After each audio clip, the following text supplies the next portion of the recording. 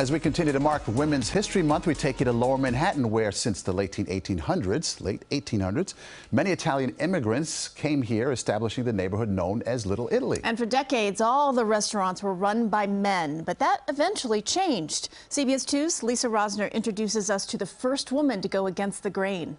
Everything okay? Adele Gallo warmly welcomes customers to her restaurant Casa Bella on Mulberry Street. Some bread on this table? After learning the ropes at a Brooklyn pancake restaurant in the 80s, the granddaughter of Italian immigrants says a real estate attorney and his wife, who owned Casa Bella, asked her to manage it. They said it'll be a rough job.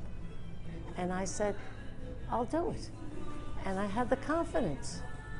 I really did. She says she knew she was walking into a neighborhood dominated by male-owned restaurants. They would not accept me, but then they had to. I had no fear whatsoever. Listen, it's part of being brave. That's how you become something. What do we make it?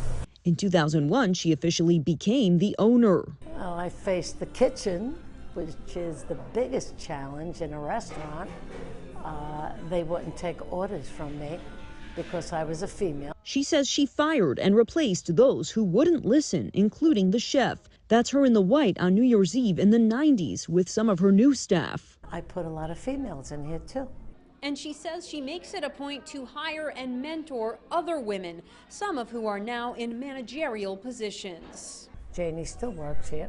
Really? Oh, yes. Wow. Yes. Across the street is Cafe Napoli, started as a sidewalk cafe by Anna Silvestri in 1972. Also in the neighborhood, the daughter of the late Lunella Russo says Lunella faced similar challenges when she took over her brother's restaurant, Santa Lucia, in the 70s, and again after opening her own place, Costa Azzurra, in the 80s. For business matters, she says people would ask to speak to Lunella's husband. She would just kind of take the forefront and say, no, you talk to me.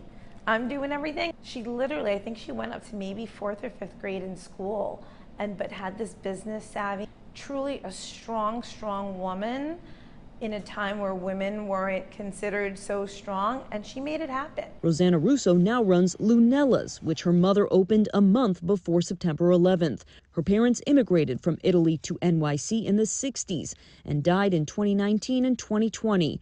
Russo left her job as a school counselor to keep Lunella's open. Such a pride in what she established, that how could I let that just fall to the wayside?